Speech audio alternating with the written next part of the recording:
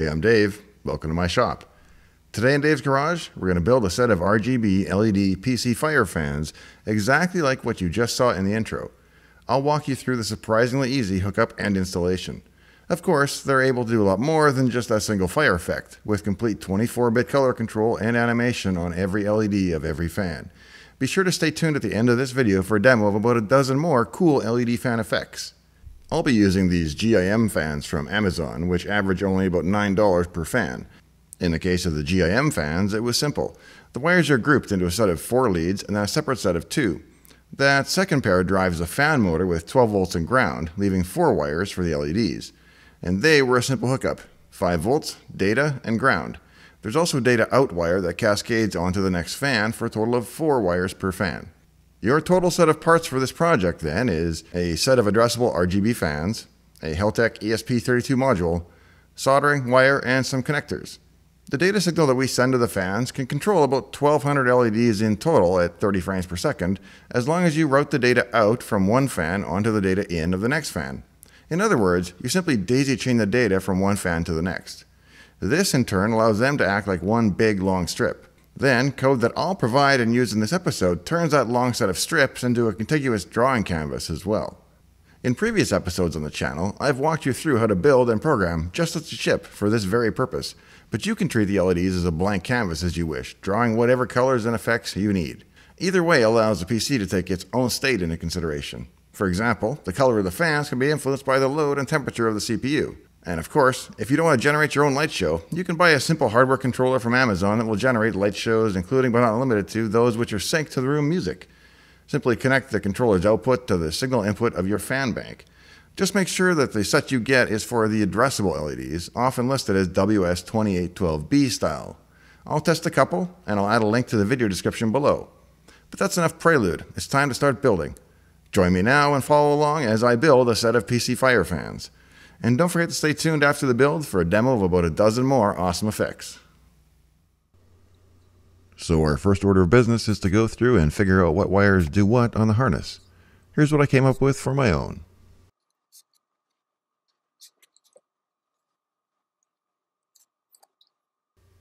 Next, I'll set the depth gauge on my strippers to be a uniform 10 millimeters.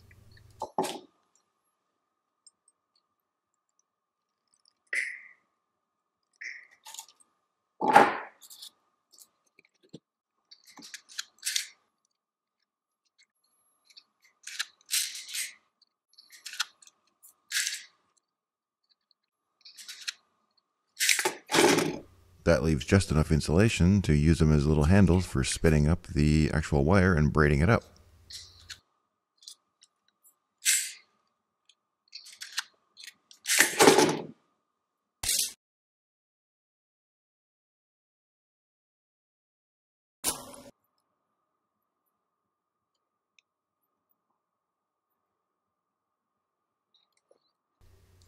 Time for a little explanation on the fan wiring.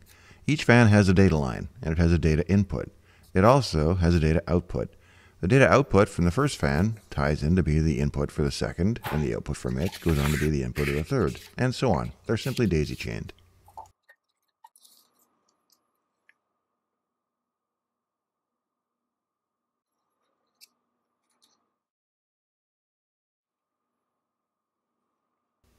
First, I'll strip back the connections for ground, signal, and power.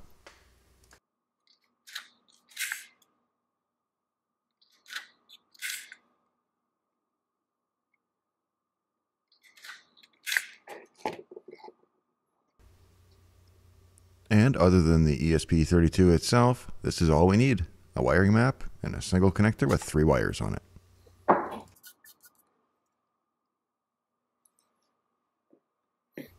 Our first connection will be the signal wire. It's the 3rd wire in the harness, also the first blank one we can identify. All we need to do is connect it to the incoming green wire.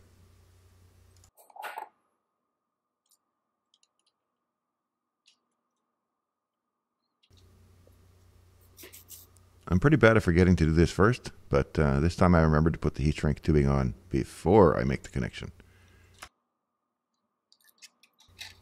The This is where I make that important disclaimer that I am a programmer by trade and not a hardware guy. I'm just doing what I remember Mr. Bright teaching me in 9th grade industrial arts. Now, if it looks like I'm using some ancient tools or outmoded techniques so that I don't actually know what I'm doing or I'm just doing it badly, all of these things are possible, so I'll leave it up to you to decide. All right, I've taken my Adderall and 4 cups of coffee, so might be shaky, but I'm paying attention to what I'm doing. And these lead fumes ain't hurting.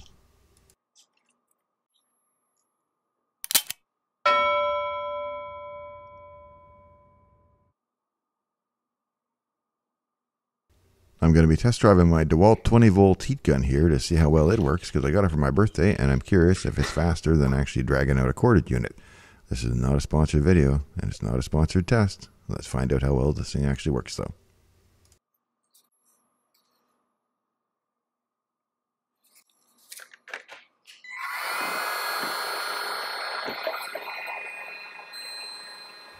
Okay, that's from first pull on a cold tool, never been used yet today, and I believe that's pretty quick, actually.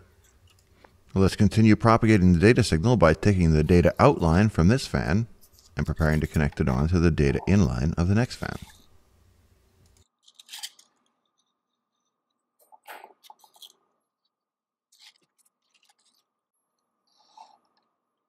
Alright, unfortunately I'm missing one thing here, and I'll give you one guess what that is. Yep, the heat shrink tubing, but I'll figure it out right away. There we go. Take it back apart, put the tubing on, start over.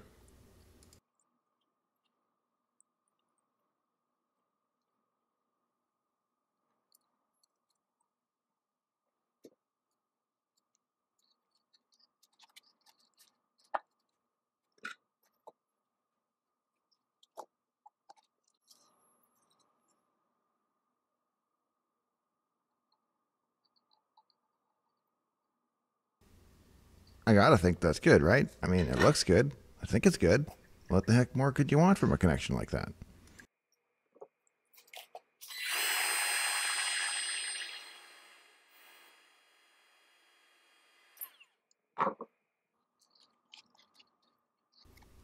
We repeat the steps by going from fan 2 to fan 3 with the data signal. So just as we went from data out to data in from fan 1 to 2, now we take the data out from fan 2 and connect it to the data in of fan 3.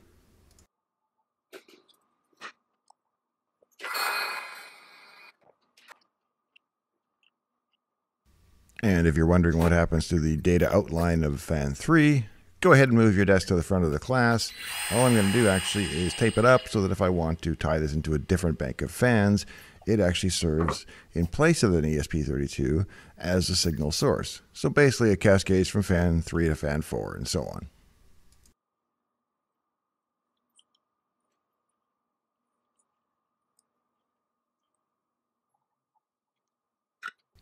You'll notice my setup here is tying all 3 power lines of the 3 fan LED sets to the single power output of the connector, which in turn goes to the Heltec module, or ESP32, which in turn goes to a power supply, which could be the PC itself. So you do have to use some discretion with the number of LEDs and LED fans that you hook up to it, but we're well within reasonable limits at this point.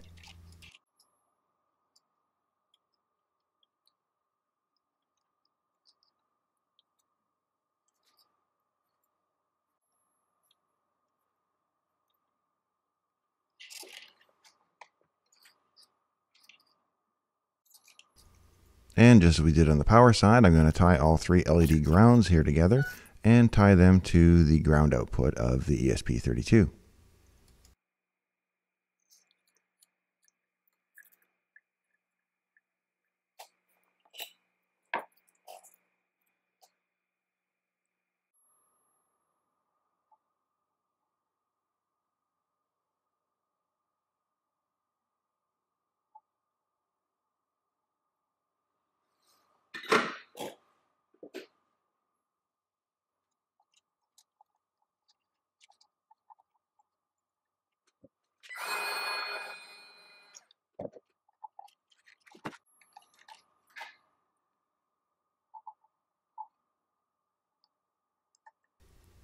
This is our completed harness before I tape it up to make it look nice and tidy.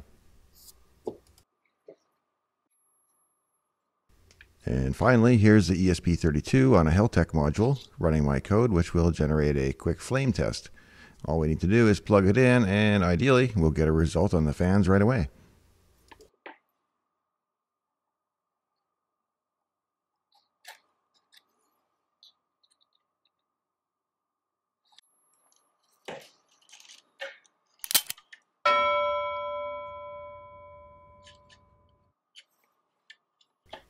The display here tells me two things. It tells me how many milliwatts the LEDs are drawing, and it allows me to make sure that things are staying under a reasonable threshold. And if it does exceed that threshold, the code automatically throttles back the brightness, and it would drop below 255 in order to compensate if it ever got too high on the brightness side. Okay, it's time to tape up the harness, make it look pretty, take the rack of fans back over to the PC, and install them. Let's do that. This is a Lion Li PC XL case, the big one, which means that the bottom fans are actually on a separate little chassis that comes out as a one-piece unit. So that's handy for me, and it also means to reinstall it, all I have to do is stick it under 2 tabs, pop in 2 tabs at the front, and 2 retaining screws.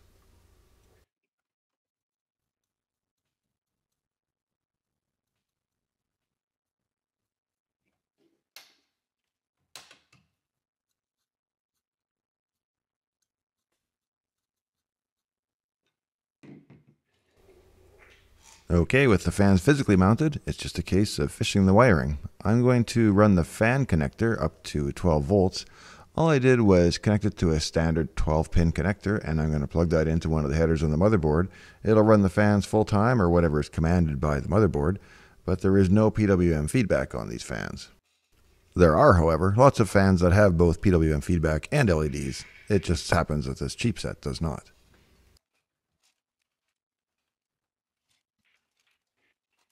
After the fan power is routed properly, it's now a case of routing the 3 wire sets from the fan LED connectors. It's somewhat more complicated now because they're interconnected where the data in goes to data out, but nothing rocket science can't solve. I'm going to drive the LEDs with this Heltec 32 module and the source code from one of our later episodes in the tutorial series. You'll notice that I get some action immediately when I plug in a cable, and that's because this PC is set to have the USB ports powered even when turned off. I'm going to change that so that they only come on when the PC turns on. And speaking of effects, stay tuned for a demo of about a dozen different effects that are sometimes as quick as 2 and 3 lines of code each. I hope you enjoyed the build, and if so, I'd ask that you share it with someone, anyone at all.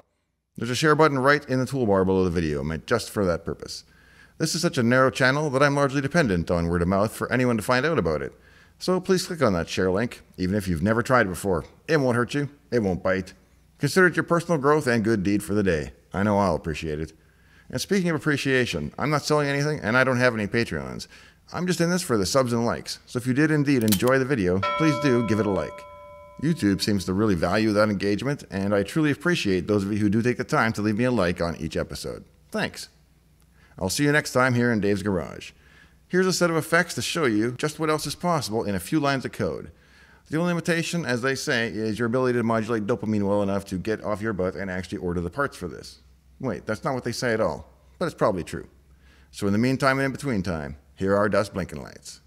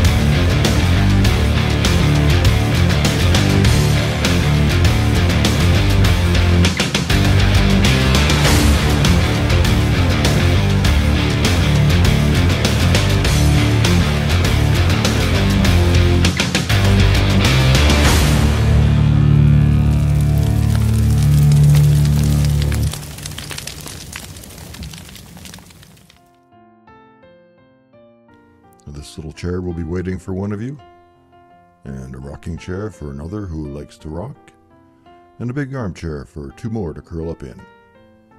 All next time on Dave's Garage.